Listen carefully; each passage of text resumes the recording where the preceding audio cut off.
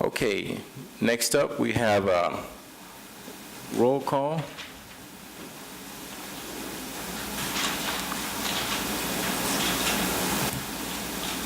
Start voting, council. Okay, Holly? All councilors present and a quorum has been declared. Thank you. Okay, the next item we have is citizen comments. We ask that the citizens limit your comments to We have agenda approval. Okay, the next item is the agenda approval. Mayor, we would make a change to the agenda. We have listed the selection of Mayor Pro Tem under ceremonial items. Since that is an item that is a voting item, we would recommend that it be moved to business brought forward by city staff underneath the City Clerk on the agenda. Okay, thank you, Heather. Councilor Grego. If there's no other changes, Mayor, I'll make the motion. We approve the agenda as amended. I'll second.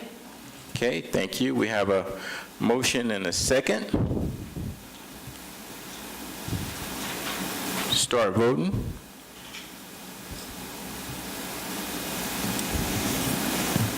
Okay, Holly? The motion carried unanimously. Thank you. All right, next on the agenda, now we have the citizens' comment.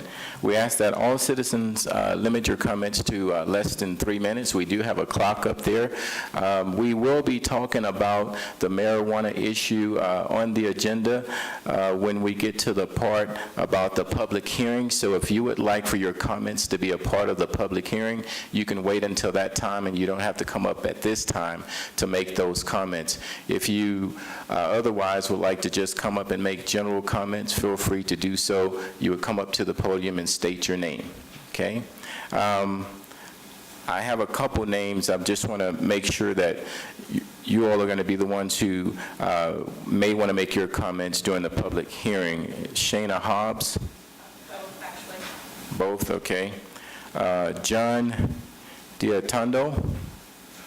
Okay. Will you want to make your comments now or during the public hearing? Okay, thank you. Okay, and then I have another comment card for Ernesto Michael.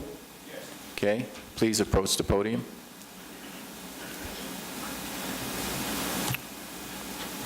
Yes, okay. Now, I was charged with the offense of disorderly conduct and resisting arrest in October 25th, 2016. I didn't get a charging document. I seen it on the newspaper in November. I came and made my plea. Since then, the case has been continued and continued and continued.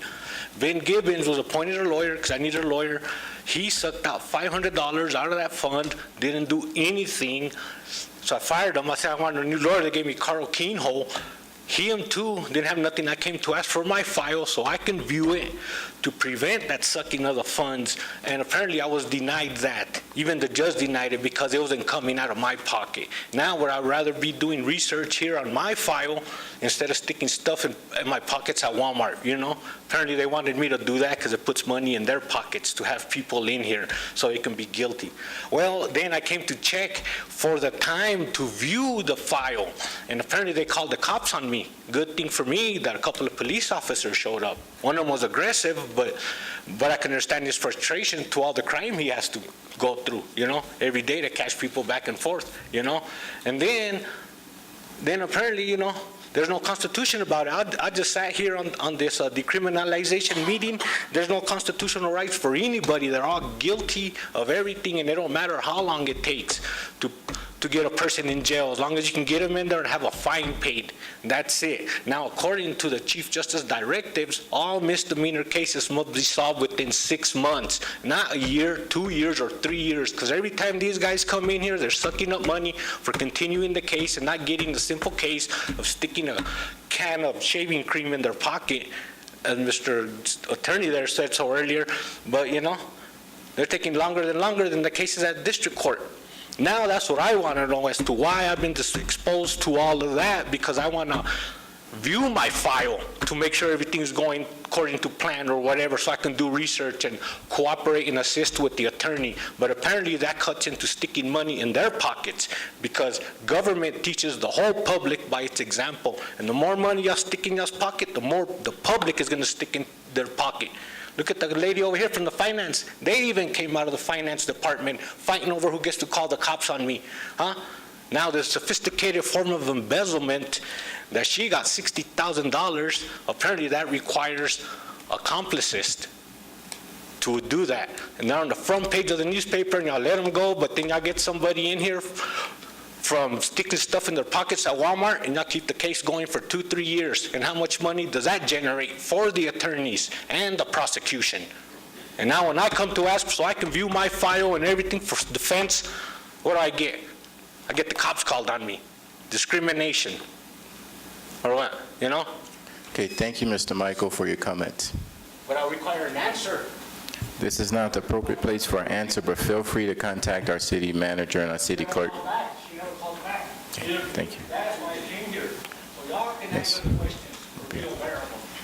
Instead of saying, oh, the message I'll never receive. Okay, Ms. Hobbs. Hi, I'm Shanna Hobbs. I live here in Alamosa County. I just wanted to come and congratulate the people that won their seats or were appointed, and just wanted to establish an open rapport to continue. You'll be glad to know that we're not going to do a citizens petition initiative again this year. It was a very disappointing outcome. I blame low voter turnout and false propaganda that scared people away. There's a lot of issues surrounding the Cannabis Consumption Club, and I know that's going to be discussed later. But for anyone that is interested in helping to provide a safe access point for people of all ages, and whether they're tourists or local, to be able to go and buy. We're going to try to influence the county to put those questions on the ballot. There was a lot of people that weren't able to voice their opinion or vote on it because simply where they live here in outside city limits. But I do want to just let people know that there is opposition out there, and we know that, but this is about people exercising their rights as Colorado residents and utilizing the means and methods to be able to open legitimate businesses, whether it's a shop for pot consumption or for selling it. It's just a matter of business. And I hope that in the future, and also this course of this evening, you can keep your religious affiliations outside the door when considering legitimate businesses opening up and operating and having people have the opportunity for employment, no matter what venture it is. So I do thank y'all for your support last year. Those of you that were encouraging, I appreciate it, and it did help to keep the track going, but we're definitely not going to quit or stop trying to have these places available for people that want it. For tourists, still every day I get at least 10 to 15 people that I have to shoo away to Antonito or Moffett. And that's where people need to realize that it's not just about your personal feelings about cannabis, but the fact that it is legal here and should be available for people, and that basically we're still going to continue because there's a lot of people that believe in it and that want to see it here. And I just encourage you to keep an open mind about the business aspect of it.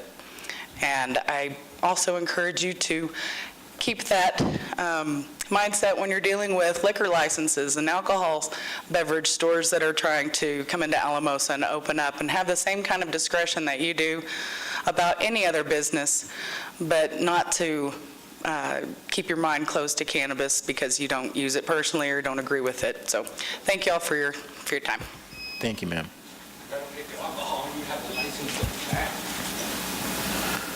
Okay. The next item we have on the agenda is consent calendar A.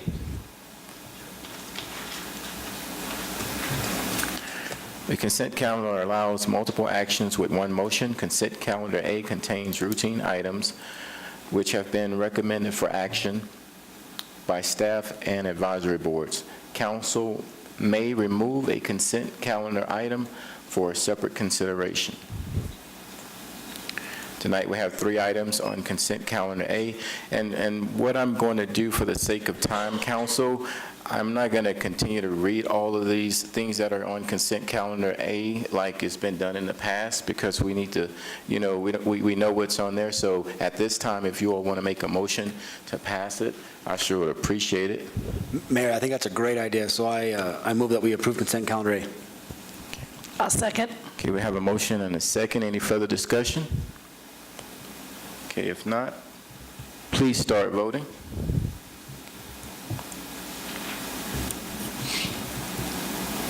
Okay, Holly? The motion carried unanimously. Thank you.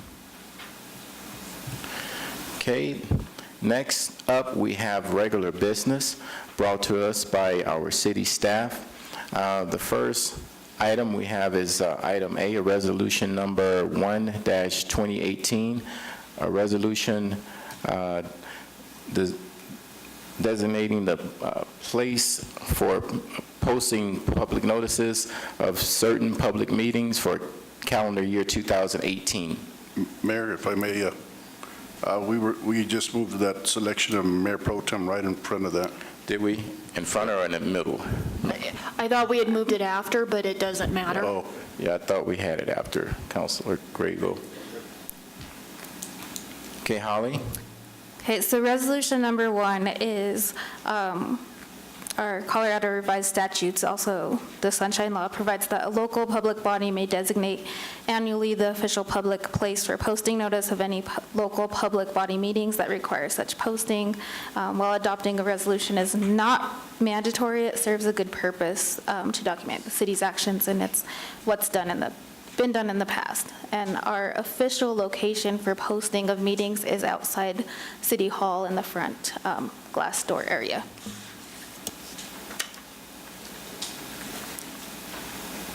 Okay, thank you, Council. Yes, Councilor Grego? if there's no further questions, Mayor, I'll make the motion we pass resolution number 1, 2018. Second. Okay, we have a motion and a second. Do we have any further discussion? Okay, Council, start voting.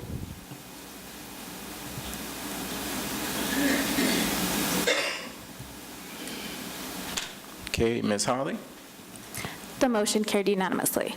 Okay, thank you.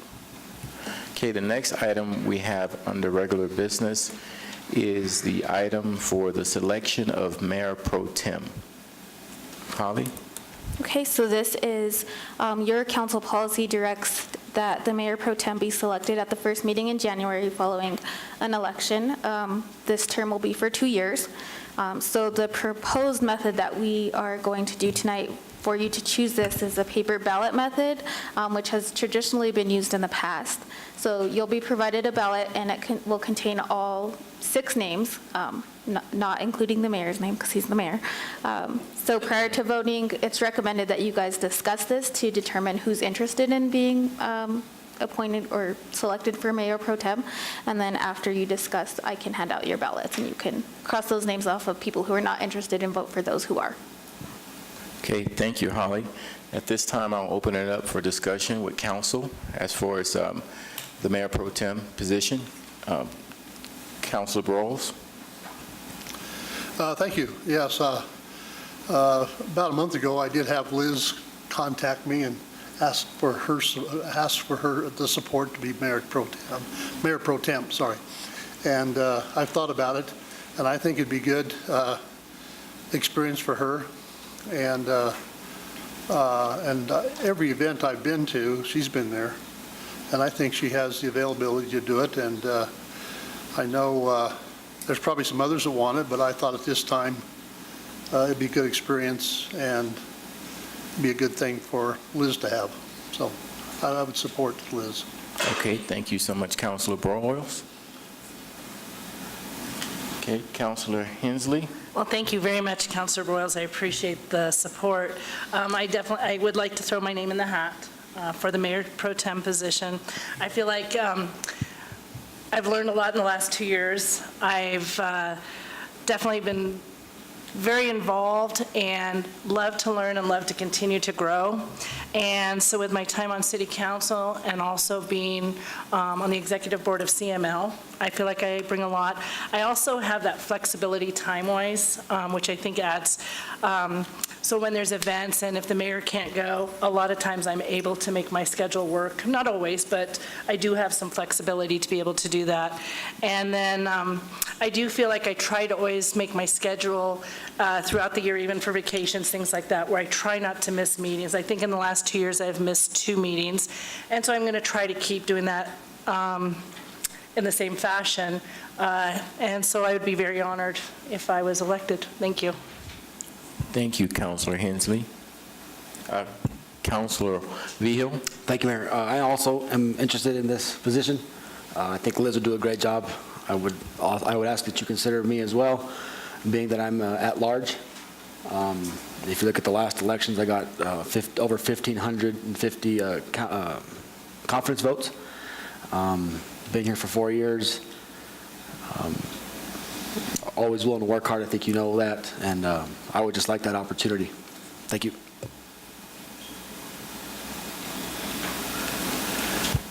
Okay, is there any further discussion? Okay.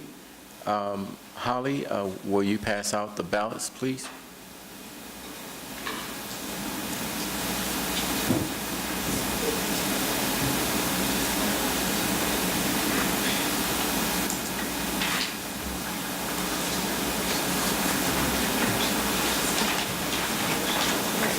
Thank you.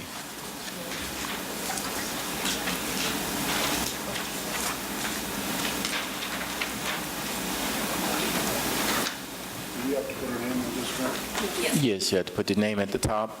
And Holly, if I'm not mistaken, you just want us to check or put an X or something next to the candidate, either Councilor Vigil or either Councilor Hensley, and then turn everything back in?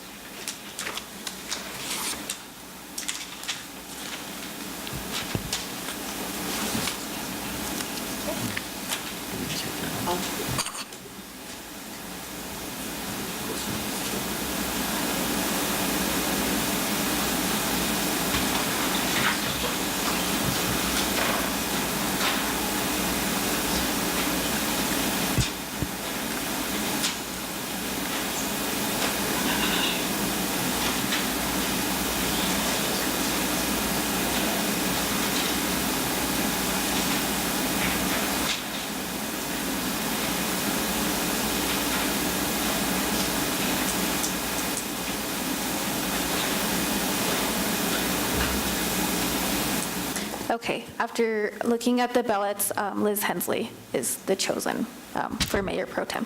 Thank you, Holly. Congratulations, Liz. Did you want to say a few words? I was just going to say, I appreciate the support, and Jan, either way it went, I would have supported you as well, and I know we're such a great team, so I look forward to working with all of you. Actually, can you guys make a motion to select Liz Okay. into the Mayor Pro Tem seat? Sure. Mayor, I move that we appoint Liz Thomas Hensley into the Mayor Pro Tem position. Okay, I will second that motion. okay, we have a motion and we have a second. Is there any further discussion? Okay, if you don't mind, start voting, please.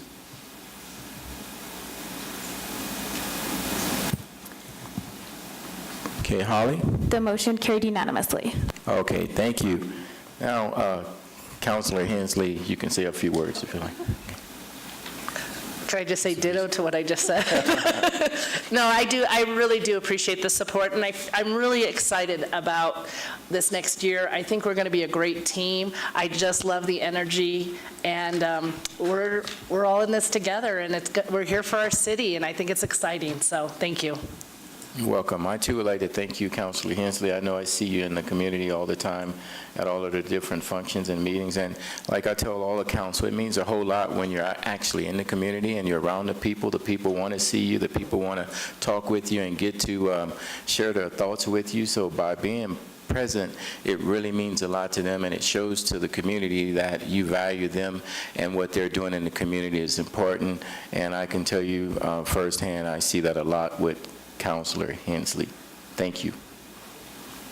Okay, the next item we have on the agenda is under City Manager Legal, public hearing and second reading of ordinance number 34-2017, an ordinance prohibiting marijuana consumption clubs within the city of Alamosa. Yes, Heather? Thank you, Mayor. This is the second reading after a public hearing of this item. It is an item that earlier this year, council had placed a moratorium that will expire May 1st, 2018. Part of the concept of that is that the city currently does not allow any marijuana facilities except for the one testing facility, and we had two items on the November ballot that would take into consideration the medical and retail sale of marijuana.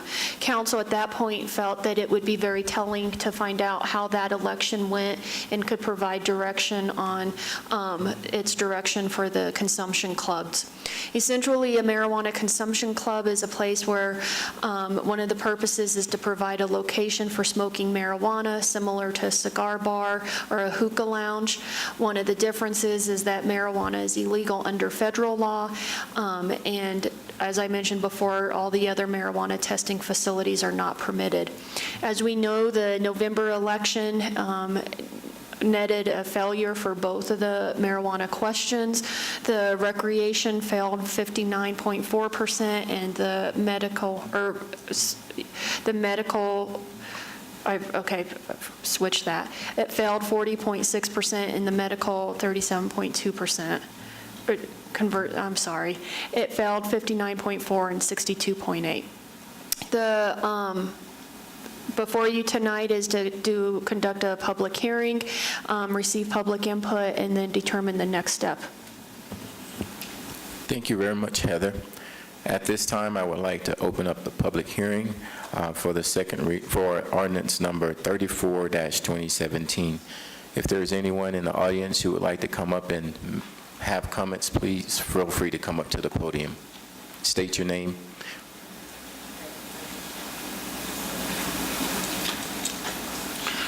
My name's Leon Gibson. I live within the city of Alamosa. It is my opinion that I do not want marijuana around in any way, shape, or form. As the woman pointed out at first, it is legal. But, in my opinion, that does not make it good, that does not make it desirable, that does not make it safe. I do not want my grandchildren around it. I do not want it available to my grandchildren. I would prefer it still be illegal, and I hope that the council will take the advice of the federal government and keep it out of this city. Thank you. Thank you, sir. Hello, I'm Shanna Hobbs again. So first and foremost, appealing to federal authority is, of course, a fallacy of logic. There are things that are illegal that are safe, and there are things that are legal that are not safe. It's up to everyone's own independent research and their own conscience to make the decision of whether or not to use it. But it is not up to you as individuals to decide whether or not it's legal or safe. Those are for people and their doctors and people and their own conscience to make those decisions. Having access to a place where you can go and consume it legally is not the same as going to a store and buying it. Those places have a lot more restrictions on who can buy it and purchase it and where and how much and all of those things, whereas cannabis clubs are simply bring your own. If you've ever been to a cannabis consumption club, you would notice first, the biggest difference is that there's no alcohol involved, so very little violence, very little mayhem and crime and things of that nature that are associated with those clubs. There's clubs in Colorado Springs and in Denver, and they have their own ordinances set up. But the problem that I have with the council just deciding whether or not to prohibit them is that we put in so much work to have questions put on the ballot, to have everyone have a say. Yes, it didn't turn out the way I hoped or wanted, but the point of it is that People all over this state have decided in one way or another that cannabis needs to be accessible and that it's a legitimate business form. There's different groups that are trying to get ballot questions for this year to prohibit cannabis clubs, and if they believe in it that much, they should be made to put in the work and have it put in front of everyone, rather than the council just deciding arbitrarily. And also, I'd like to point out that that process is something that takes a lot of time and consideration and educating people. And a lot of times, people have misinformation and deliberate wrong information just to achieve their ends. So I'm hoping that, whoever it is, well, I know who it is, that's doing the petition for these clubs, I hope they realize that they've got a long road ahead of them, and they've got a lot of convincing to do. Or, on the other end of that spectrum, they have a place that has a lot of like-minded people that would be glad to put their names on something that prohibits rather than allows. So I would just encourage the council to keep the moratorium in place and see what happens in November, if it has enough questions to be put on a ballot. And if it doesn't get to that point, then revisit a ordinance, maybe even limiting them or allowing them. But people that are so against them, you don't have to go to them. You don't have to go visit a marijuana club. You don't have to go to a shop. That is my biggest irritation with people's resistance to it, is that if it's not for you and you don't agree with it and you don't like it, you don't believe in it, don't entertain it then. But you cannot keep other people from exercising their rights. It's un-American. And it's certainly something that, as an option for living here in Colorado, that people have. I see tons of people, thousands of people a week, a month, that come in looking for either recreational, or they just moved here because their state doesn't allow medical use, and they're tired of opiates. They're tired of all of these prescriptions that don't work. They've tried these products. They see that that works for them, and they want to have safe, legal access. And that's what people need to be focused on, is that not everybody wants it, but for the people that do, they should be allowed to have a say in it. I was very disappointed with the way that the vote turned out, but it doesn't mean that that was a mandate for no consumption clubs, no shops ever again. It doesn't mean that people don't ever want to be asked if they can have those options again either. So don't take that 3,500 people as a mandate for what the entire city wants or the entire county wants. There's a lot of people that didn't vote, and there's a lot of people that voted only because someone in a pulpit told them how to vote. So keep that in mind too when you're thinking about people that are calling you and contacting you. Where is their motivation, and what is their actual logic behind it? Who cares if it's federally illegal? There's a lot of things that the federal government does that I don't agree with, but I still have to pay my taxes, and I still have to do everything that they say regarding other areas that I do agree with. So just keep that in mind, that there's a moratorium in place, and that's good enough. And if they really want it on the ballot and let everybody vote on it, then they should be made to work as hard as we did. Okay? Thank you. Thank you. Thank you. Councilor Carson, did you have a comment to her? Well, I had a Before her? question. And I'm asking this not only from the city council. We're actually going to. Yeah, Mayor, this is a public hearing. This is not a public debate. Okay. Okay. So you have a chance. Okay, yes, ma'am. State your name. My name's Nancy Gibson. I live within the city limits. I am a mother of an addict child, and it all began with marijuana. Marijuana is your gateway drug. I don't care who thinks that they're going to tell you otherwise. I've lived through this, and I think that we need to stick with the federal regulations and quit it, so we can maybe get a hold of the opioid problem that we have. Thank you, ma'am.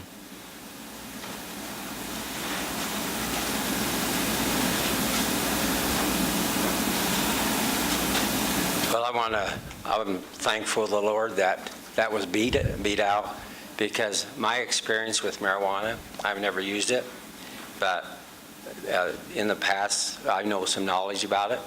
And when you get on marijuana, pretty soon you're on drugs. And I'm a grandparent, a parent, and I've been around Alamosa for a long time, about 30 years, and I like to see it stay like it was, nice and clean and everything. And I can't see, I totally disagree with that lady that was up here, because I can't see where marijuana does anybody good. And my opinion about it, if people need it medically, then it should be prescribed by a doctor. And I don't know if any doctor agrees that marijuana helps your health. There's good drugs out there, and it'll help you. So I'm praying about it that it's going to be voted out and we never have it in Alamosa. Because I think we need to keep a clean country here. And we've been here about 30 years, so I appreciate the stand of the council. Thank you. Thank you. Thank you, sir. When you come up to the podium, if you don't mind just stating your name, I sure appreciate it. Rob Orringdorf, citizen of Alamosa. First of all, I want to commend council for, again, being, if you would, in front of the mood here with presenting this ordinance. I disagree with Ms. Hobbs. I think it was a clear mandate for the city of Alamosa that we do not want marijuana, whether it be medical or whether it be recreational, in our city.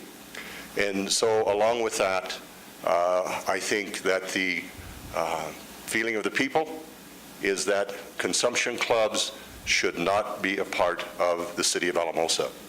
Again, I would hope that council would look at what the people of Alamosa have voted for in the November election.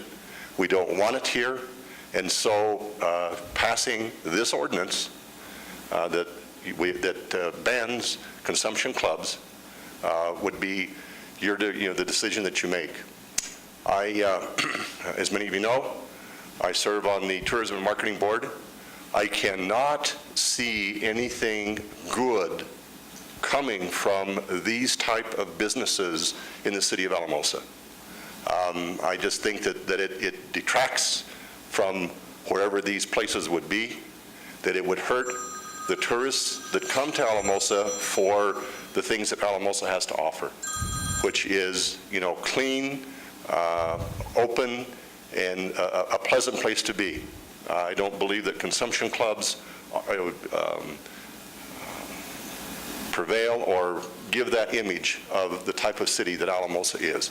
So again, I would hope that council would indeed look at how the people voted and ban these consumption clubs in this ordinance. Thank you. Thank you.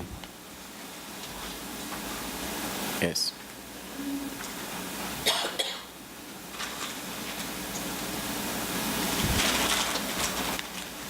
Councilman, I'm Terry Wiley. I'm in Alamosa County. And when Amendment 64 passed, I started looking deeper at educating myself with the data with the marijuana industry. And about 2 years ago, I stepped up a little higher on the ladder, and I started looking at the data. And the United States government was saying that this was an experiment. Colorado was the experiment state, Portland or Oregon. We were an experiment. And then I started attending some of the classes that was available. There was a symposium in Colorado Springs, and we had Dr. Sabet there. He was counsel advisory to 3 different United States presidents, 2 PhDs, I believe, and multiple master's degrees. He had so much data and information about the marijuana industry, and we shared a lot of that with you these last 2 years as your education was taking a steep rise also, because the industry has changed so much. Speakers at that symposium, Dr. Murray from the Hudson Foundation or the Hudson Institute, speakers from emergency rooms, the doctors from the Front Range, school superintendents, principals, resource officers, pediatricians, sheriffs, obstetricians, Salvation Army, Posada, and the list goes on. Last year we had Sheriff Kurt Taylor come over from Pueblo, and he gave us a lot of information about what was going on in Pueblo. And it's frightening what Pueblo has to go through and what the social costs are from the marijuana industry.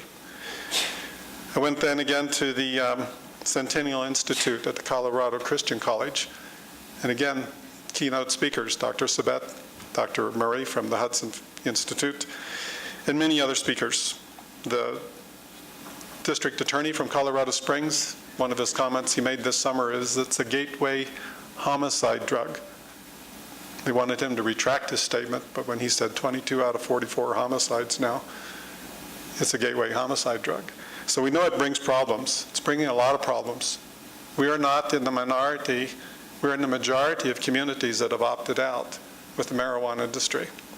We know that there's a lot happening in our nation, and it is uncharted waters, according to our drug industry or our drug departments in the United States government level. So I always looked at my past experience. I looked at the data. I tried to make and weigh those decisions and come up with some knowledge that I understood to make a decision that had some wisdom in it. But the industry has changed the rules. You can't look at your old data and come up with a current decision today with what marijuana did back 4 years ago. The potencies have increased so much. It's changed the rules. It's changed the playing field. We are in uncharted waters. And I think the community, with their votes and their wishes to keep this community free of marijuana, is a very safe and more conservative approach. So I would encourage our council to look at where we're headed with this and to be as conservative as possible. With the state laws, align with the state laws, yes, but be as conservative as possible to opt out, to leave us without the lounges. I would hope that that is the reading that we stick with and we keep the lounges out of our community. And we have more fish to fry. Your council has a lot of duties to the community, and I hope we have other subjects than this one taking up our time this year. But I would hope that we stay conservative and go that direction where we can keep our community free of marijuana in all areas. Thank you. Thank you.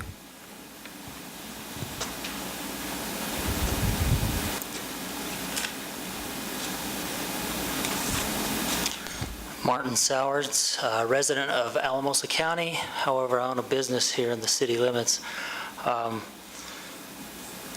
First of all, I'd like to thank you for letting us speak here at this public forum. I'd like to say that I agree with what Dr. Wiley has said. The data has come out that in most areas where consumption clubs, well, marijuana, period, hasn't been helpful to communities, hasn't helped the economy. Mrs. Hobbs talks about the business aspect of it. I think that's what she focuses on mainly, is the business aspect of it. Hasn't helped any of those communities. You can talk to other city councils in the state of Colorado, other chiefs of police, you'll find the same thing. I think Mr. Orendorf hit the nail on the head. I, like him, agree that I am for this ordinance banning any cannabis consumption club in the city of Alamosa. The city of Alamosa the citizens of Alamosa have spoken. I don't think we need to hash this out anymore. Thank you for your time. Thank you.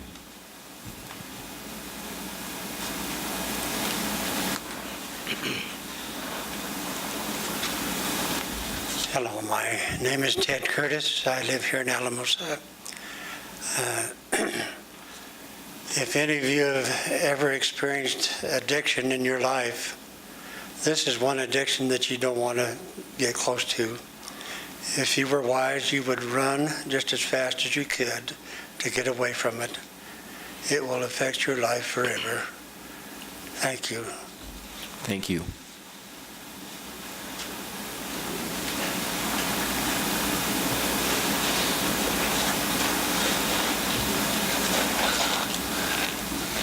I'm Vincent Rogers, Alamosa County citizen, and I live here in the city limits. I had a young family member in my family not too long ago that got hooked on marijuana. It affected my home, affected the life of my wife and me. I've got grandchildren that live in this city. I would hope that we're smart enough to not worry about the business side of marijuana, but what the effect it has in the lives of our citizens. I, for one, can testify to you, it's no good. I appreciate your time, And I agree with a lot of what's been said here by Mr. Orendorff, Dr. Wiley, Dr. Sowards, and others. It has no place in our community. Thank you. Thank you.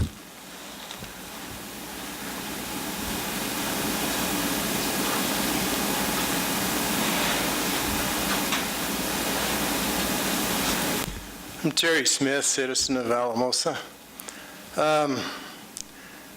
I am extremely concerned about our youth and drugs.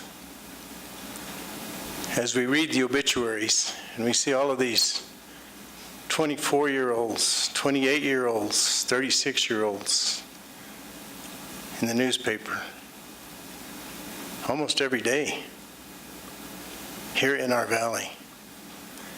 And you trace those back, and most of them go back to drug addiction. We need to protect our youth with everything that we have, because this is a very powerful addiction in our whole society here it's not just the United States, in the world today. And it's a shame to see these young lives lost because of something like this. And I applaud the City Council for standing up to this, and we need to take this to heart very seriously. I've got some drug addiction in my own family, and it's not easy. It drives you crazy because there's not a solution. I mean, once it's there, it's there. And you just kill yourself over trying to figure out what can you do to help, and you can't. Very frustrating. So the more that we can keep it out from in front of these kids and accessible to these kids, anything that we can do, we need to be doing it. And passing this ordinance is one thing that will help with that. Certainly support keeping this out of our community. I just was showing a couple a house this past weekend, and their first question to me, what's the drug and crime rates in Alamosa? We keep this community clean, people will move here. That creates economic development. If you want economic development, you keep this community clean and it'll happen. Thank you. Thank you.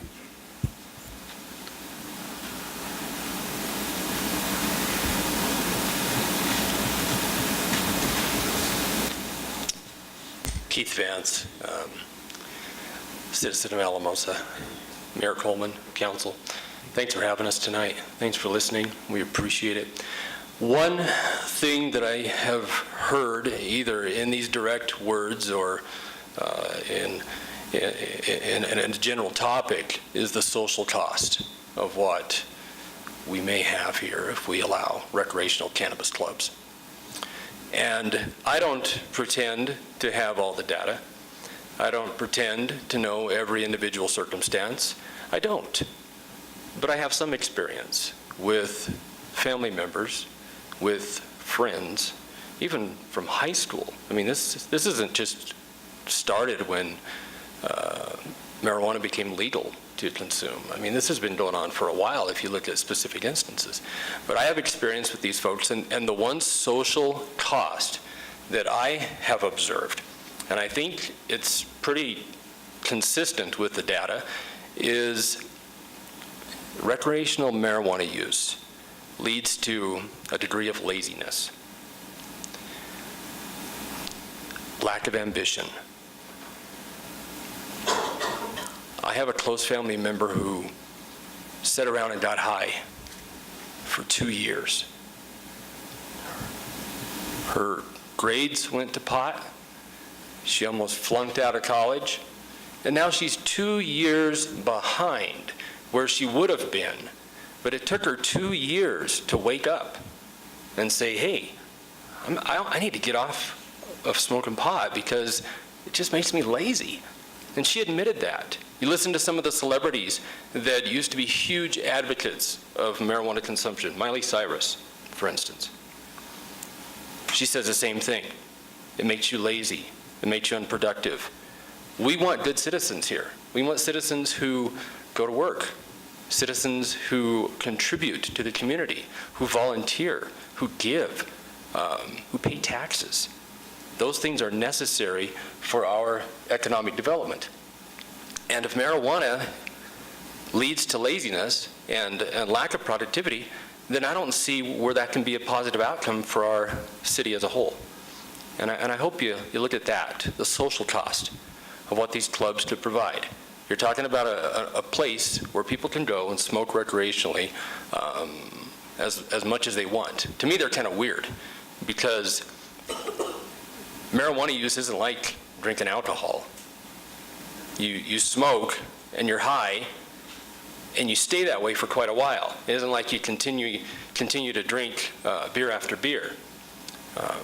The social club aspect of this, I think, is just a place where it will promote additional problems for our community, and I urge you to not let it happen. Thank you. Thank you.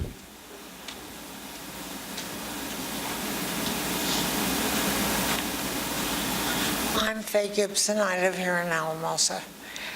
I agree with the fact of not having these clubs.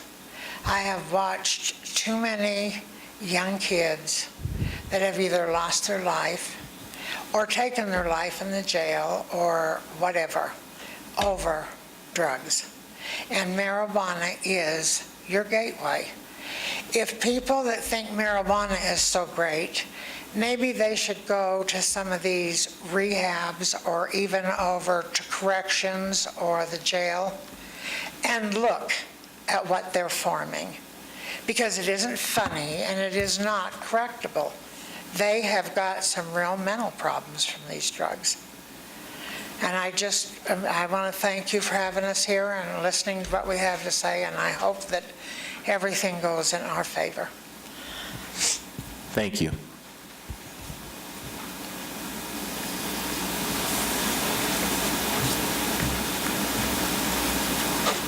I'm Jerry Curtis, and I'm a citizen of Alamosa.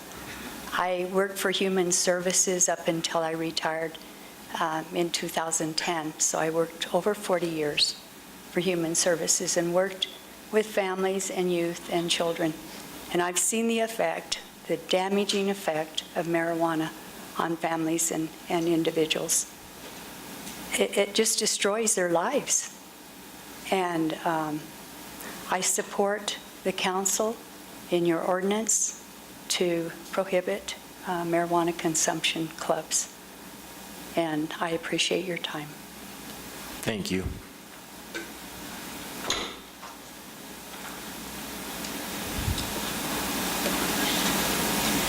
My name is Robert Bacon. We're fairly new here to Alamosa City. We live within the city limits. I've had the pleasure for 35, 40 years of working with the BSA. I'm not officially hired by them. I'm a volunteer. And if you want to get high on something, there are some great things they get very high on. And that's personal progress in attaining goals, the goals that you set that are meaningful, that contribute to the community, that build young men and young women too, and the Girl Scouts of America. That's our future. That's your future. How in the world would we want to impair or endanger their lives or their future?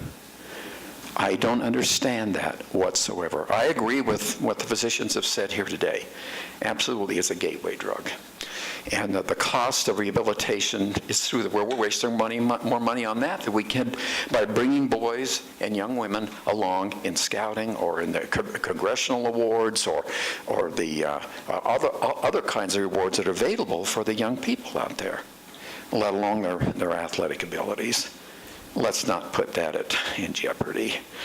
We all have our free agency, absolutely. But I think we need to create the environment in this city to help young people get high on the fun things of life, the good things of life. And I hope that you'll continue in banning the clubs, whether personal, private, or community, clubs for inhaling and participating in the marijuana industry. Thank you. Thank you.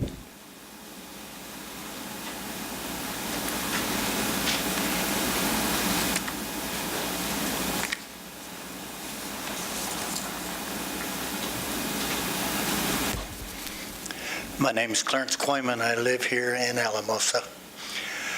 And one of my biggest pet peeves is when somebody tries to get a point across or try to persuade somebody, they use the phrase "for the children." I think it's applicable here. I think my wife is a special ed teacher. She's been under the weather a little bit, so she didn't come tonight. But I've gone to her place of employment, and I've seen the children that she works with, and 80% or maybe more of these children, parents have drug backgrounds. And I'm not saying it's all from marijuana. It could have been heavier stuff than that. But that's where it starts. I think we need to keep this community clean. We've heard this over and over again tonight, and I think it's worth saying. I moved here from LA 45 years ago, and I was glad I got out of there because I could see the writing on the wall even back then. And I've more than enjoyed living here in this town, being part of this community and helping where I could. I think that these special enterprises that are trying to push this stuff upon us or try to make us accept it, this is a stair-stepping process. We defeated in the election against marijuana retail stores, and the community doesn't want it.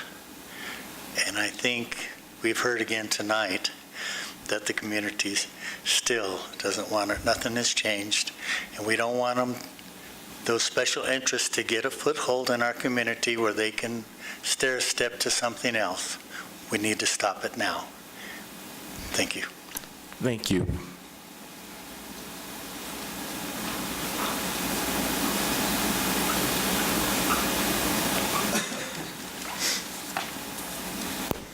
Hi, my name is Cheryl Bacon, and I'm a resident of Alamosa. I'm also a nurse practitioner practicing in the medical community here in town.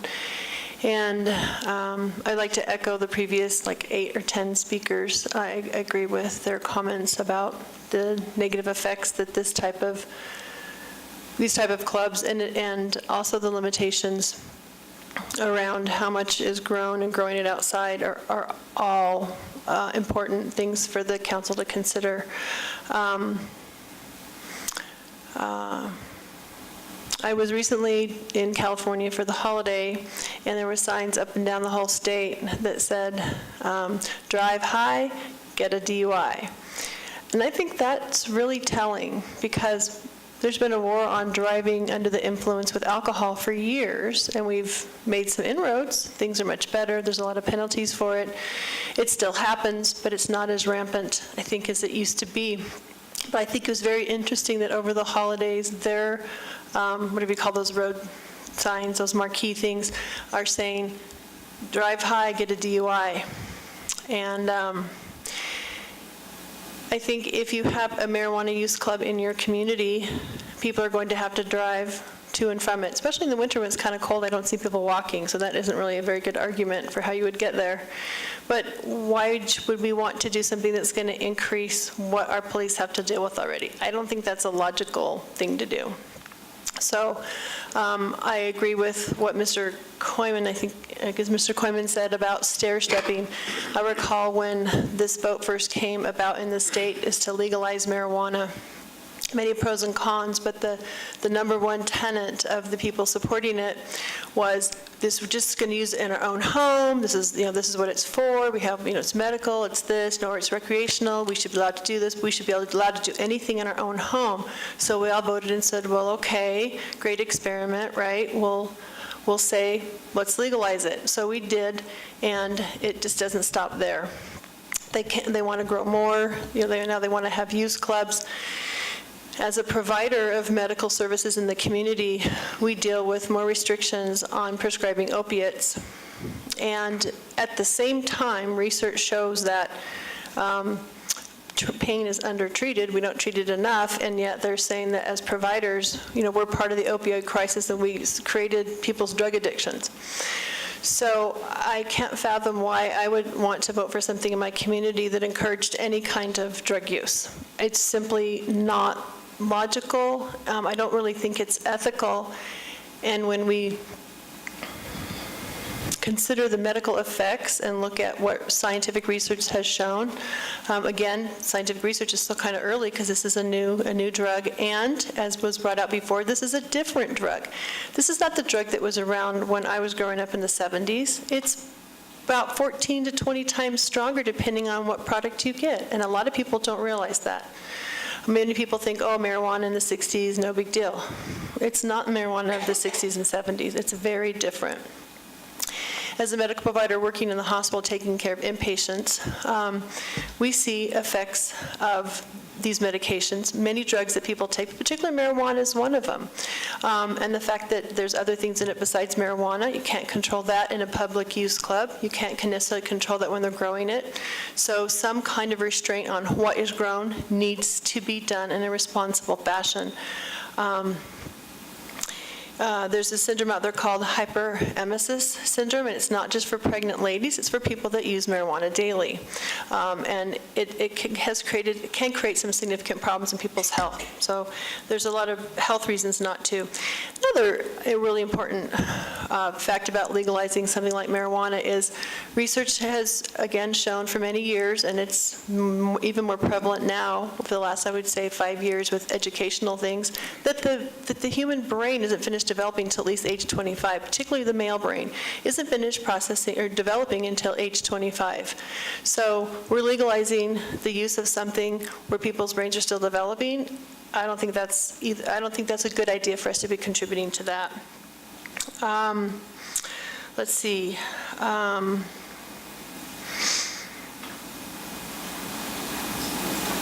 We also don't have a whole lot of data on what the birth defects are from using marijuana, but as a prescriber, I know that I'm quite restrained in many areas in prescribing even mild things for people that are pregnant, might be pregnant, or have just been pregnant, and not to say anything, and there is research out there, guys, if you want to look, about what marijuana, as well as other drugs, can do to sperm. So are we creating generations of problems by allowing something like this before we even have all the data on that?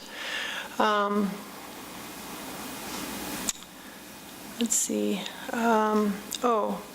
Yes, and lastly, as you can see by my outfit, I'm here with the Scouts. I'm one of the Scout leaders in the community, along with my husband.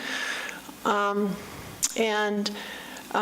of the things that we go over with the boys every week when we meet, besides the Pledge of Allegiance, Scout motto, slogan, whatnot, part of it says, I will keep myself physically strong, mentally awake, and morally straight. I think that as a community, those are the things that we should be upholding and providing for the development of our youth. They have their agency. They can make those choices when they're adult, but let's let their brains develop. Let's let them develop. Let's provide activities and clubs that create more community and more social input and activity instead of too much relaxation,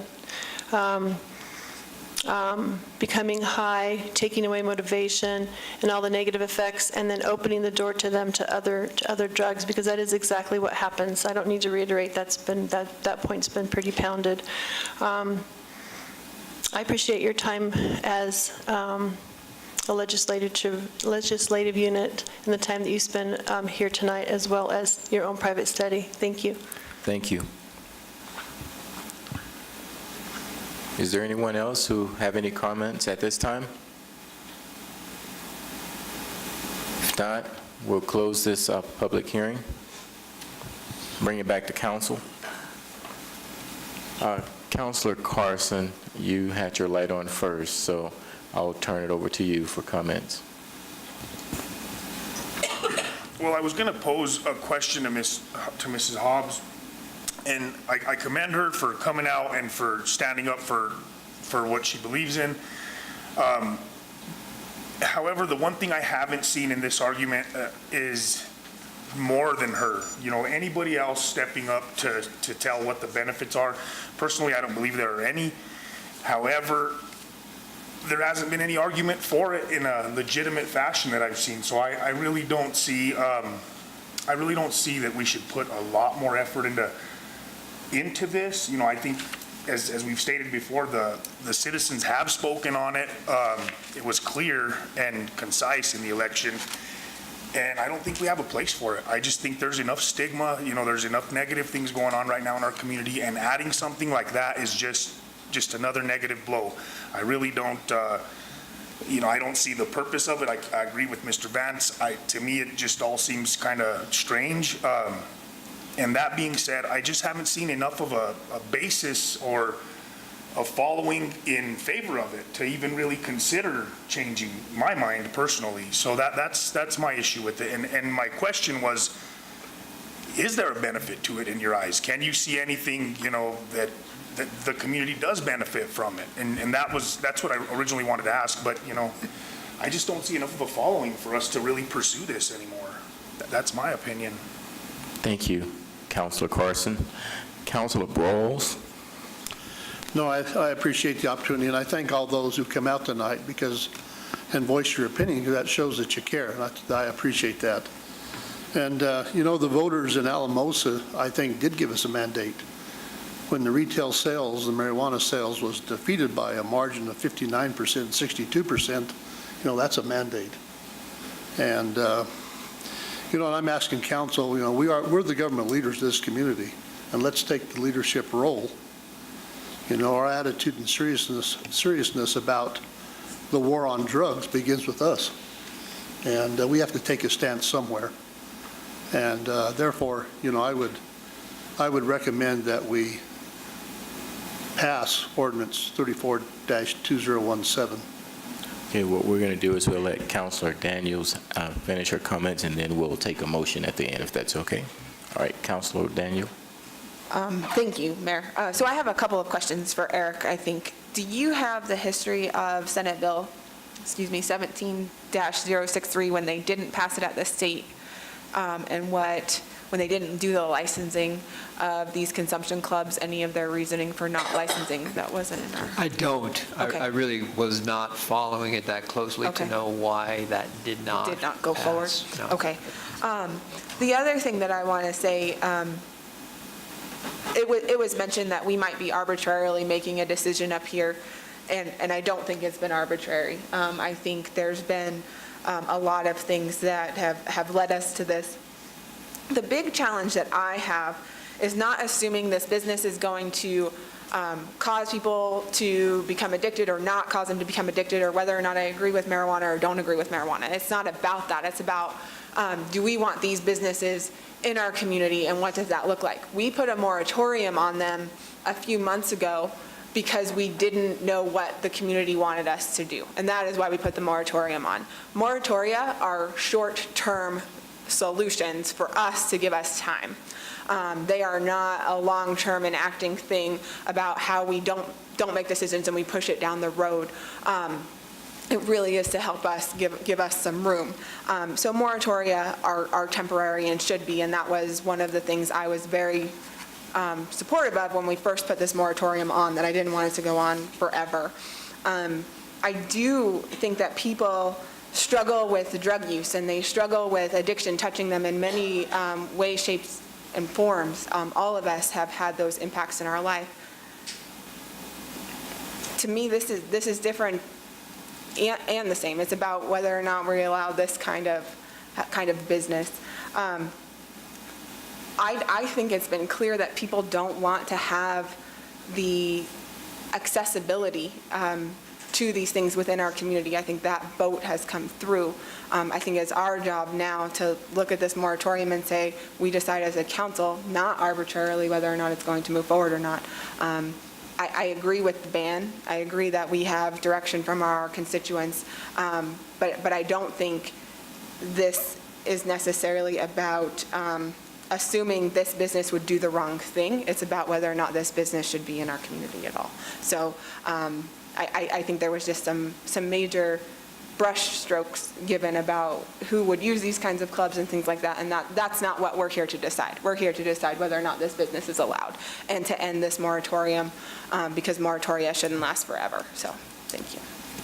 Thank you, Councilor Daniel. Councilor Vigil. Thank you. Thank you all for coming tonight and saying your words. I appreciate the passion you have of being against marijuana and recreational, medical, and consumption clubs. One thing that does concern me is if we were to have this, people getting high and driving home. It is proven, it's fact that marijuana does make you slower, reaction time to different things, and that does concern me. With the passion that you all show, I would urge you, and I said this at our last meeting when we had the first reading, I'm going to say it again, the passion you show for marijuana, I wish and I hope and I pray that you all have the same passion against opioids and opioid addiction, because that's killing people. And if we all came together like you all are doing tonight, we could get this done. But yes, the election results have sent us a clear message. I agree with you, Mr. Boyles. And then another thing I'd like to say is, and this has been said numerous times over the last year and a half, about people who do use marijuana, that they might be on the fringe of society, they might be unprofessional, they might be losers. Well, I don't agree with that, and some of you all said you had people in your families who use marijuana. I don't think you would call your family member a loser or unprofessional. So I will speak up against that. Thank you. Thank you, Councilor Vigil. Councilor Hensley. So I'd like to echo, I think mostly of what Councilor Daniels and Councilor Vigil said in regards to this situation, that this isn't our personal beliefs one way or the other. I think between the election and then the people that showed up, obviously we see how, from at least those standpoints, what the majority of the city feels. And so that's what's going to direct my vote. But I definitely did want to state, and I'm glad you said something, Councilor Vigil, in the sense of that doesn't mean that I feel that people who choose to use medical marijuana or recreational marijuana, that I can judge them or that I should judge them. I know that I'm hand in hand with people and I work with them on a daily basis, and just like anything, whether it's alcohol or anything like that, some can get addicted, some can take it to another level, some don't, and so that's not for me to judge in that sense, and so just wanted to echo that. Thank you, Councilor Hensley. Councilor Griego. I too want to thank everybody that showed up against this and for it, because this council listens to both sides, and it is a legal product in our state. But I agree. I sit here and I watch these two young people that are sitting in the audience, and what drugs do to young people and what have done to our community. And it's a terrible thing. You know, can you imagine seeing these two young people here, you know, on drugs and stuff? It's a hard thing, and sure, there probably is something that helps some people out with medical marijuana, which is great, but the majority of it, I think it kills our kids. You know, I don't know what's going to happen in the future if we continue down this route. You know, who are we going to hand our positions to? We're not going to have them because of drugs. So I too, you know, right now, this medical marijuana is being, or marijuana period, is being smoked everywhere. Go to a restaurant, go to a bar, go somewhere else. Outside, they're smoking it. And I can see where people want to go somewhere, but it's being done everywhere. And like I said, I'm totally against it. But for our kids, if we don't do something on drugs period, like Councilor Vigil says, we're good. I don't know who we're going to hand our torch to, because they won't be there. So, thank you. Thank you, Councilor Griego. I want to applaud everyone who came out here tonight, to just let you know that your voices really do matter. When you come up here and you say what's on your mind, as council, we don't take these issues lightly. We do our best to listen, we do our research, and then we try to make a decision based on the information that's given to us that we believe and we hope is the best for the overall community. And I believe that the community in the last election, they did a wonderful job of coming out and saying what they don't want in the form of marijuana in our city. And I think that gave us time to do additional research to think about issues like this consumption lounge. And the people have spoken, and you came out tonight, and your voices are being heard. So I, too, don't think that a consumption lounge is something that I could proudly go out into the community and say, I'm so proud we have a marijuana consumption lounge come to Alamosa. So I'm not in favor of it, and at this time I'll turn it over to Councilor Brawls. I believe you wanted to make a motion. I'm getting used to the process, Mayor. Oh, you're learning. You're doing really good. It's okay. It's all good.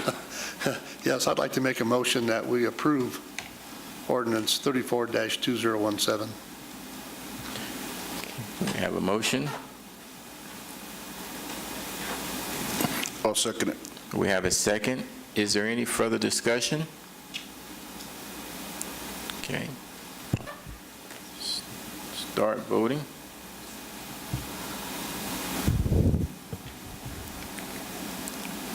Holly? The motion carried unanimously. Okay. Thank you. Thank you, Council.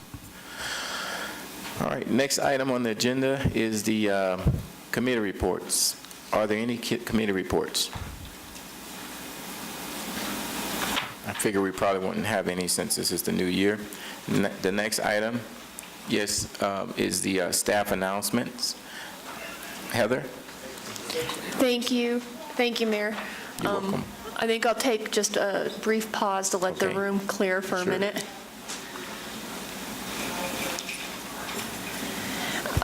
I do have just a little bit of housekeeping in regards to reminders of some upcoming meetings.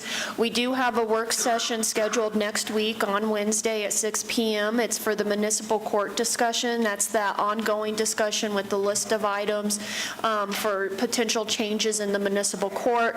I think following tonight's discussion related to the decriminalization, we'll add that as well with the cheat sheet and continue that discussion next Wednesday as well.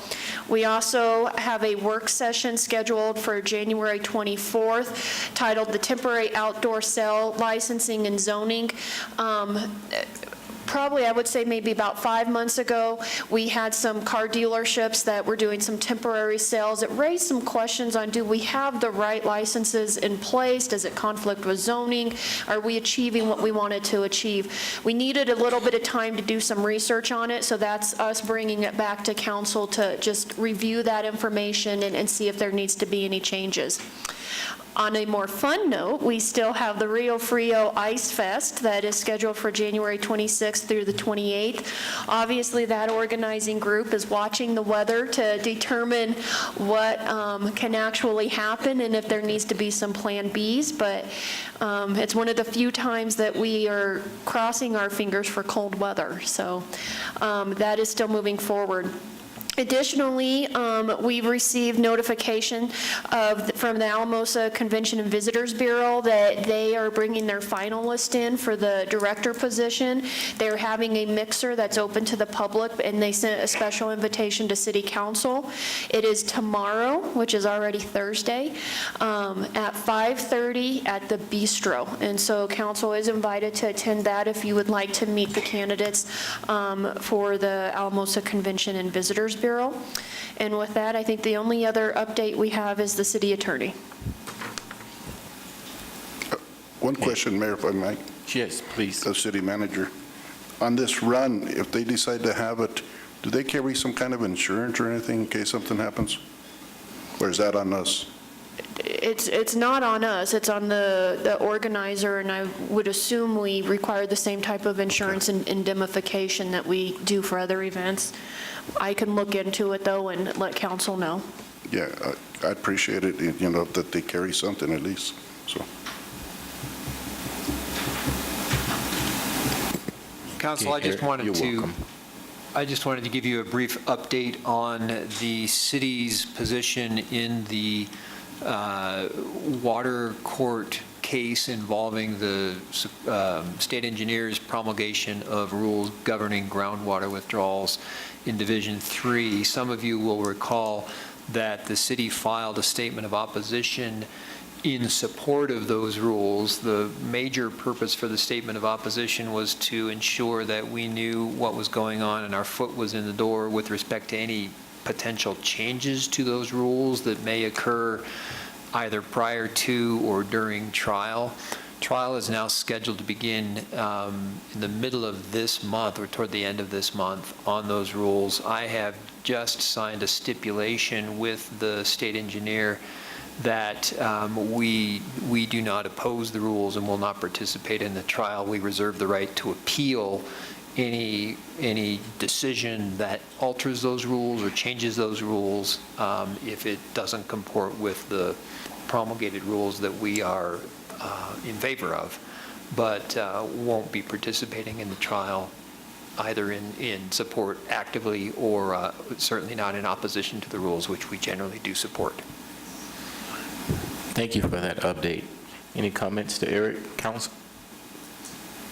Yes, Michael. Yeah, on that note, I was wondering if it's possible to get a work session to be, so that we can understand the augmentation plan more, or what the city's direction is in the augmentation plan. I know that Heather and I have touched on it briefly, but I'd like to get a little more in depth and understand, you know, where we're going with that, and just so that I can give my input if possible. Councilor Carson, I do believe you and I have a meeting scheduled with the city attorney, myself, and then Councilor Broyles has asked to attend that as well for us to do a deeper dive into the augmentation plan. So I'll just send a reminder email tomorrow. My calendar's not working right now, but we do have it scheduled for later this month. Well, and I was aware of that. My question is, do you have the information that we're going to be receiving in that meeting? Did you guys have a work session on that prior to that, where? We've had multiple work sessions and multiple executive sessions. Okay. Yes. Okay, any other questions for Heather? Okay, Councilor Daniel. Thank you. So next week, I will be in Tennessee, and then the week of the 23rd, I will actually be in Sterling for the whole entire week, or 24th, whatever day, and so I will need access to the conference call phone so I can participate in those, and would ask that any documents be sent electronically before that so I can participate by phone. We'll look into that. Any other comments from the staff? No more staff announcements? Okay, council comments? Any Councilor Carson, you have any comments? Yeah, I wanted to bring up, I'm going to try to propose an ordinance, or I would like to see if we form a committee. I want to know about how we'd go about creating a committee to research the possibility of forming some ordinances on vagrancy in the city. I know that currently we have nothing as far as the ability for the police to enforce any kind of penalty for being in one place too long. I know that from what I understand, we pretty much have nothing on the books that says you can't live in your vehicle or you can't live in front of a home indefinitely. I know that from what I understand, there's a period of maybe 48 hours that you have to move so many feet, and that's the extent of what we are dealing with. And I propose this because the issue of vagrancy is not going to go away. I mean, we have to deal with the homeless people and the homeless population as it grows in our community. We can't have people out there freezing to death, and we can't leave people, at the mercy of the weather in an environment like this especially. So I would like to be able to talk about that some more. I know that we have nothing at this point, and so I would really want to put that in everyone's ear that we need to start thinking about that a little bit. Okay, Heather, would you like to respond to that? Yes, I think what I would recommend is if council wants to do this, to start probably with a work session. Clearly, there's been some discussions council's had before on this, on what's the limitations we face in regards to legal limitations and the ability of people to move around and be in different public areas.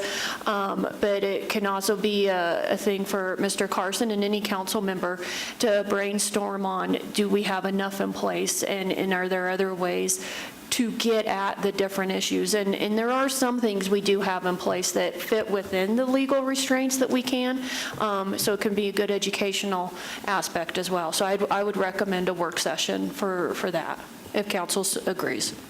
Thank you. Okay, thank you. Councilor Griego? I guess a comment along Councilor Brawls up next. Councilor Carson's comments.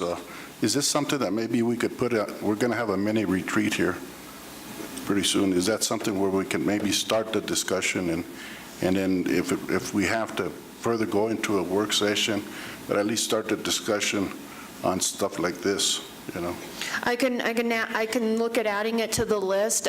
There's some items that we have on the list that are very much more appropriate for a retreat, such as looking at the vision, mission statement, looking at some of those types of things.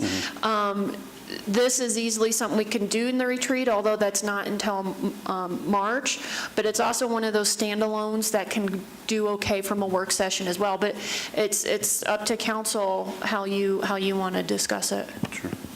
One more comment, Mayor, if I may. Sure, go ahead. I've been talking with the city manager. I've talked with the chief of police. There's this property over on Railroad Avenue that has been, I've gotten calls from businesses around there, and I know it's in Councilor Carson's area, but there's this area that has just been bad. I've gotten calls left and right. Here this past weekend, we finally had a shooting there. Somebody got shot there. So I don't know what does it take to correct a problem like this? Do we have to have somebody die before we react? I don't understand. I brought it time after time. I took Councilor Vigil by there so he could see for himself. It's a mess. We got homes there that don't have running water. We got self-made shacks. The businesses all around there are complaining, and I'm telling them to call you guys so they don't, so you don't think I'm making this up.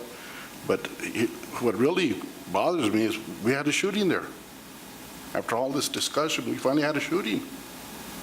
And so I don't know, do we have to wait for somebody to get killed before we do something? I think we need to do something, City Manager. What I can do is provide an email to council what enforcement has been, and then we can decide if there needs to be something more. Okay, Councilor Brawls and Councilor Vigil is up next. Yeah, I just mentioned I took a tour of the county jail today, so I appreciate Sheriff Jackson.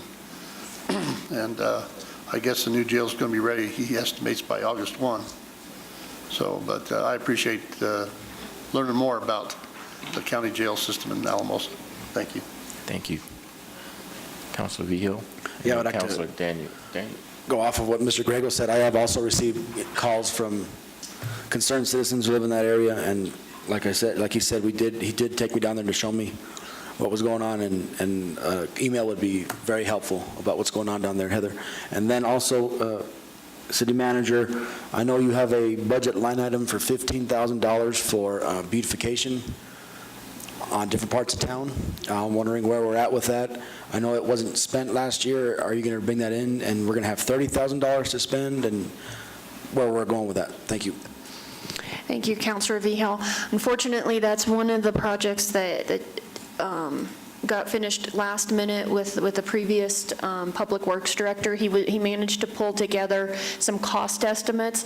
So the Water Smarts Committee did meet to prioritize in regards to the type of projects I'd like to recommend to City Council. And then I was waiting on the cost estimates of what taking out some of the grass, putting in the rocks, those types of things, what that would cost.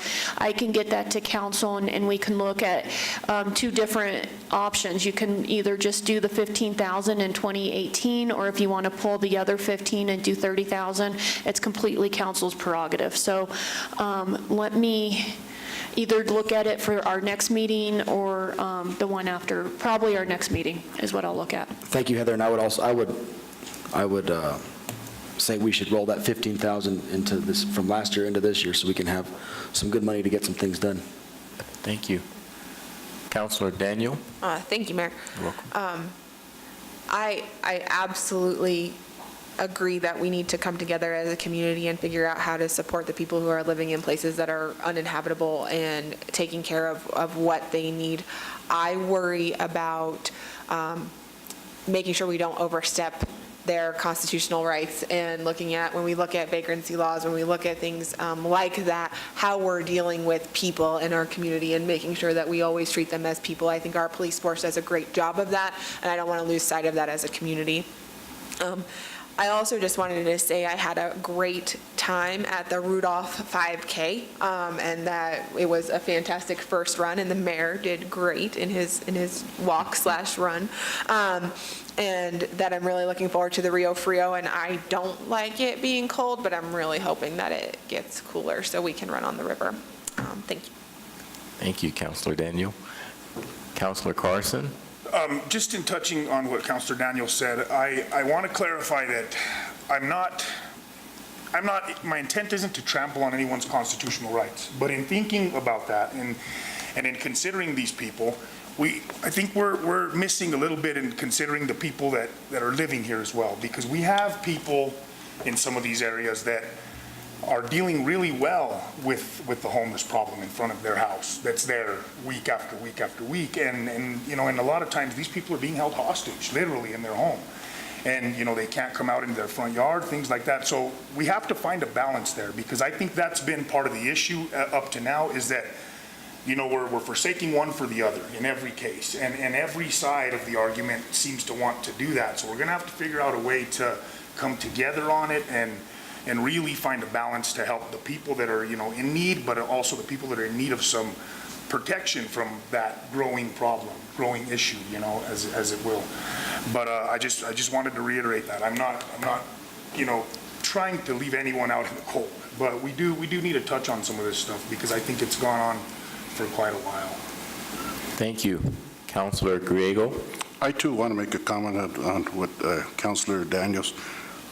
I'm not into trampling on nobody's property and nothing, but when it comes to public safety for the surroundings around there in our community, I think we need to address it. And if we can't address it, then go tell those people that are neighbors there that maintain their houses and try to stay away from drugs. Go tell them that we can't do nothing. But there's no way that I'm trying to say put nobody out of their house and stuff. All I'm trying to address is that we had a shooting. We have problems there. When we have shootings, I think we should address them. I don't know if you feel different, but I still think that we still need to do something out there. Councilor Vigil, Councilor Daniel, you're up next. Yeah, thank you.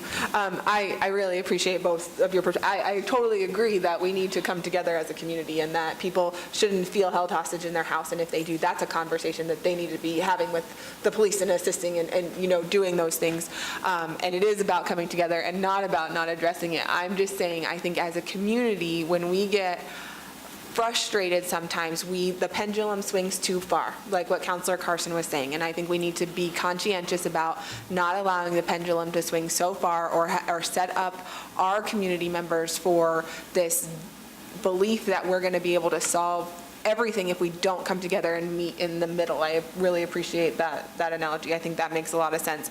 I just want us to keep people in mind as we go forward on both ends of that spectrum, and not assume the worst in people because they are homeless or because they haven't been able to have running water in their house. And I think we just have to be careful about how we talk about the people in our community. And I just want to put that out there, that's something that we need to continue to do as a team, is to talk about them respectfully and appropriately. That's all I was trying to say. Not that we shouldn't address it, because absolutely we need to. Thank you, Councilor Behill or Councilor Carson. And just to clarify that, I've looked in our charter, and the reason I brought this up is because looking at it from the standpoint of a police officer, I know that there has been instances where they have been called out because people did feel, somewhat captive in their home. They didn't feel they could go out in their front yard.